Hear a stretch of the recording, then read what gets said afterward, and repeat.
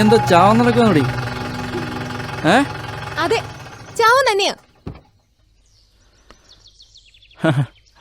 വെറുതെ ഓരോന്ന് പറഞ്ഞ് നാട്ടുകാരെ കൊതിപ്പിക്കല്ലോ വെച്ച. ഇങ്ങനെ ജീവിക്കുന്നേക്കാ ഭേദം ചാവുന്ന തന്നെയാ. എന്തു പറ്റി? വീട്ടുകാർ എന്റെ കല്യാണം ഉറപ്പിച്ചു. ആഹാ, ഏതാ ചെക്കൻ? അമ്മാവന്റെ ബന്ധത്തിൽപ്പെട്ടതാ. ഏതോ ഒരു സർക്കാർ ഉദ്യോഗസ്ഥനാത്രേ. മലിക്ക് കോളടിച്ചല്ലോ, ചെലവ് വേണം. അതിന് ഞാൻ കെട്ടിയിട്ട് വേണ്ടേ? വീട്ടുകാർക്ക് വലിയ ഇഷ്ടാ, പക്ഷെ എനിക്കത്ര ഇഷ്ടമല്ല. അതെന്താ? എനിക്ക് ഇഷ്ടമുള്ള ആളല്ലേ എനിക്ക് കല്യാണം കഴിക്കാൻ പറ്റും. നിനക്കിഷ്ടമുള്ള ആളോ? ഏതാ ഹതഭാഗ്യൻ? അപ്പൊ എന്റെ വായിന്ന് തന്നെ കേൾക്കണോ അല്ലേ? ഇയാൾക്കറിയില്ല. എനിക്കിഷ്ടാ ഇയാളെ. മല്ലി, മല്ലി നിക്ക്. മല്ലി എന്നെ തെറ്റിദ്ധരിച്ചു. മല്ലിയെ ഒരിക്കലും എനിക്കൊരു കാമുകിയായിട്ട് കാണാൻ സാധിക്കില്ല. എനിക്ക് നിന്നെപ്പോലൊരു കുസൃതിയായ അനിയത്തി ഉണ്ടായിരുന്നു. ഓർമ്മ വെച്ച നാൾ മുതൽ അവൾ എന്നെ കാണാതെ ഉണ്ണാറില്ലായിരുന്നു, ഉറങ്ങാറില്ലായിരുന്നു. 12 വയസ്സിൽ ബ്രെയിൻ ട്യൂമർ ബാധിച്ച് അവൾ ഹോസ്പിറ്റലിൽ കിടക്കുമ്പോൾ അത്യാസന്ന നിലയിലായിരുന്നപ്പോഴും ഞാൻ പ്രാർത്ഥിച്ചിരുന്നു, അവൾക്ക് പകരം എൻ്റെ ജീവൻ എടുത്തോളാൻ. പക്ഷെ എന്തോ അന്ന് ദൈവം അത് ചെവി കൊണ്ടില്ല. ഇവിടെ വന്ന് ആദ്യമായിട്ട് നിന്നെ കണ്ടപ്പോൾ തന്നെ ആ അനിയത്തി തിരിച്ചു കിട്ടിയ സന്തോഷമായിരുന്നു എനിക്ക്. എൻ്റെ ഭാഗത്ത് എന്തെങ്കിലും തെറ്റുണ്ടായിട്ടെങ്കിൽ മോള് ക്ഷമിക്കണം. മോള് ഈ ചേട്ടൻ പറഞ്ഞനുസരിക്കണം. പറഞ്ഞു കേട്ടിടത്തോളം നല്ല ആലോചനയാണ്. വീട്ടുകാർക്കും വലിയ ഇഷ്ടമാണെന്നല്ലേ പറഞ്ഞേ. അവരിഷ്ടപ്പെട്ടിട്ടുണ്ടെങ്കിൽ നല്ല കാര്യമല്ലേ? മോൾ ഇതിന് സമ്മതിക്കണം. സമ്മതിക്കില്ലേ? എന്താ സമ്മതിക്കില്ലേ?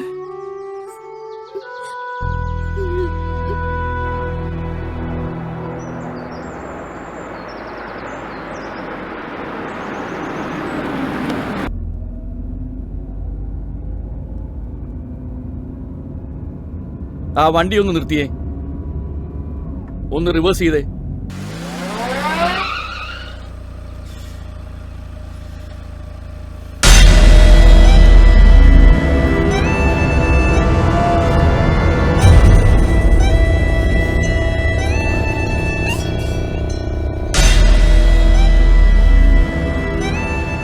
വണ്ടി എടുക്ക്. ഇനി ഒട്ടും വൈകരുത്. എത്രയും പെട്ടെന്ന് നിന്റെ ജോലി തീർക്കണം. ഇതുവരെ അതിനുള്ള സാഹചര്യം ഒത്തു വന്നിട്ടില്ല സാർ. 1-2 തവണ അതിനുള്ള അറ്റംപ്റ്റ് നടത്തിയിരുന്നെങ്കിലും അതിനുശേഷം നല്ലൊരു സാഹചര്യം ഒത്തു വന്നിട്ടില്ല. വളരെ സൂക്ഷിക്കേണ്ട കാര്യമാണ്. ചിലപ്പോൾ കുറച്ച് കാലതാമസം എടുത്തെന്ന് വരും. സാറൊന്ന് ക്ഷമിച്ചേ പറ്റൂ. അത് പറ്റില്ലല്ലോ ഋഷി. നിനക്ക് ബുദ്ധിമുട്ടാണെങ്കിൽ ഞാൻ വേറെ ആളെ നോക്കാം. സാർ, ഞാൻ ഏറ്റെടുത്ത ഒരു കേസും മറ്റൊരാൾക്ക് ഞാൻ വിട്ടുകൊടുത്തിട്ടില്ല. ഞാൻ കണ്ടു കുന്നംപുറത്തെ നിങ്ങളുടെ ആ റൊമാൻസ്. സാർ കണ്ട സ്ഥിതിക്ക് ഇനി ഞാനൊന്നും ഒളിച്ചു വെക്കുന്നില്ല. ഇനി ആരതിയെ കൊല്ലാൻ ഞാൻ ജീവിച്ചിരിക്കുന്നിടത്തോളം കാലം നിങ്ങൾക്ക് സാധിക്കില്ല. ഒച്ച വെച്ചിട്ട് കാര്യമില്ല സാറേ. ഇനി ആരതിയെ സംരക്ഷിക്കേണ്ട ചുമതല എനിക്കാ. അപ്പൊ എനിക്ക് 2 കൊലപാതകങ്ങൾ ചെയ്യേണ്ടി വരും. എന്നാലും മരിക്കുന്നതിന് മുമ്പ് ഒരു നല്ല കാര്യം ചെയ്യാൻ തീരുമാനിച്ചു എന്ന് കരുതി സമാധാനിക്കാമല്ലോ. എന്നാ നീ ചെവി നുള്ളിക്കോ. 2നെയും കൊന്നു ഞാൻ പൊക്കെത്തള്ളും. പറഞ്ഞില്ലാന്ന് വേണ്ട കേട്ടോ.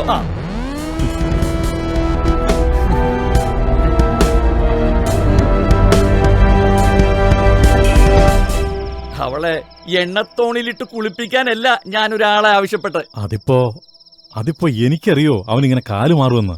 മാറിയ കാല് ഞാൻ വെട്ടു എന്റെ വക്കീലേ. ഇത് വേലി കിടക്കുന്ന പാമ്പിനെ എടുത്ത് വേണ്ടടുത്തത് വെച്ച പോലെയായി.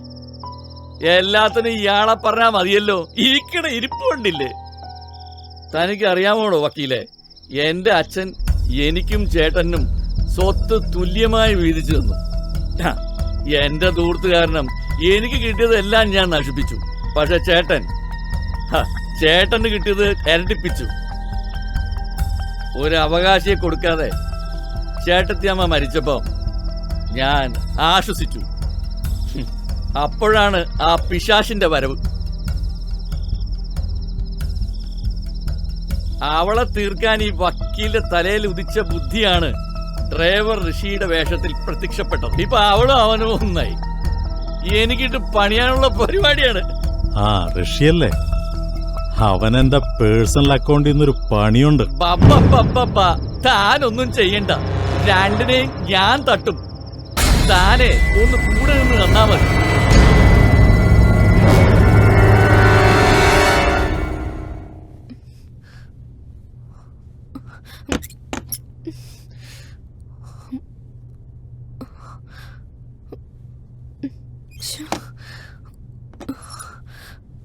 സന്ധ്യേ, സന്ധ്യേ, സന്ധ്യേ, സന്ധ്യ, സന്ധ്യ, ആ സന്ധ്യ എവിടെ വാ. ദേ വരണു. ദേ കൊച്ചമ്മ വിളിക്കുന്നു. എന്തിനാ? കാശോ മറ്റോ കാണാണ്ട് പോയിന്നാ പറഞ്ഞേ. കാശ്?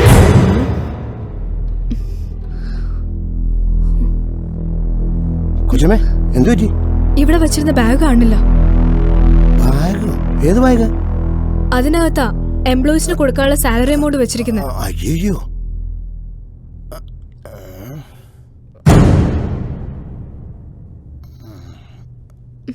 20 lakhs ഉണ്ടായിരുന്നു. ഇനിയിപ്പോ എന്ത് ചെയ്യും? കൊച്ചമ്മ എല്ലായിടത്തും നോക്കിയായിരുന്നു. നോക്കിയതാ. എന്നാ ഞാൻ പോലീസിനെ വിളിക്കാൻ പോകുന്നത്. ആ ഓക്കെ.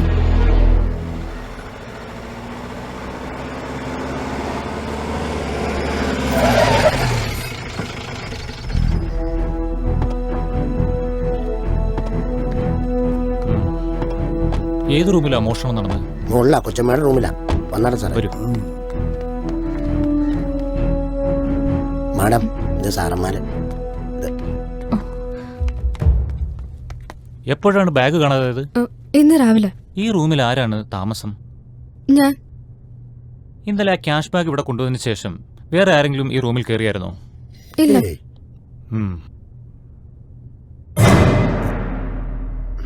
താനാരാ? ഞാനിവിടുത്തെ കാര്യസ്ഥനാ സാറേ. നാട്ടിലെങ്കിൽ തിരുവാങ്കുളത്തെ വീട്. നിങ്ങളോ?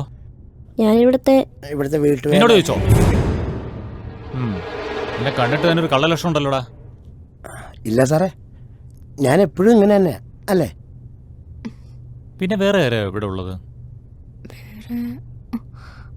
നിങ്ങളോടാ ചോദിച്ചത്. ആ സാറേ, ഡ്രൈവർ ഋഷി, ഇവിടുത്തെ ഡ്രൈവർ താമസിക്കുന്നുണ്ട് അവിടെ. ഞാൻ കാണിച്ചു തരാം സാറേ. വാ. Wait madam. ഇച്ചിരി മതി.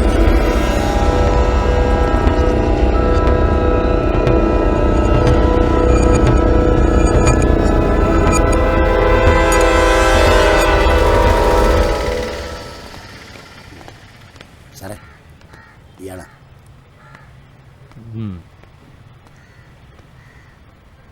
ഇവന്റെ റൂം ഒന്ന് സെർച്ച് ചെയ്യ്.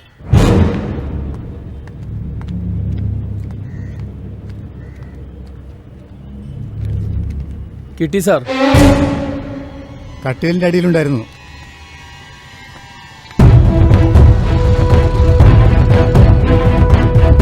ഇതാ സാർ. ഇവരെ പഠിച്ച് ജീവിക്കരുത്. Sir, yes madam. ഇപ്പോഴാണ് ഞാൻ ഓർത്തത്. ഇന്നലെ വൈകിട്ട് ഞാൻ ഈ ബാഗ് അയാളെ ഏൽപ്പിച്ചു. സർ ക്ഷമിക്കണം എന്നോട്, ഞാൻ മറന്നുപോയതാ. സർക്കാർ പോലീസിന് ശമ്പളം തരുന്നത് നിങ്ങളെപ്പോലുള്ള കൊച്ചമ്മമാരുടെ താളത്തിനൊത്ത് തുള്ളാനല്ല എന്ന് മാഡം ഓർത്തിരിക്കുന്നത് നന്നായിരിക്കും. Sorry sir. വാടോ.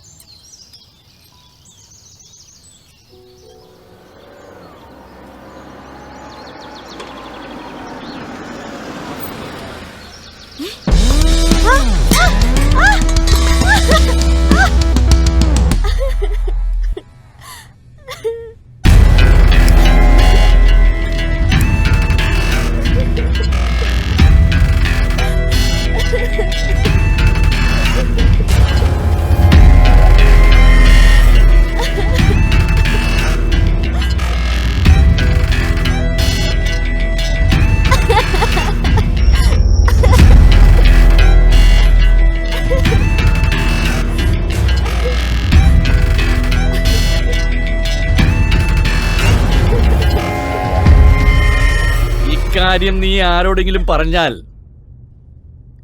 കുടുംബം അടക്കം ഞാൻ കത്തിക്കും.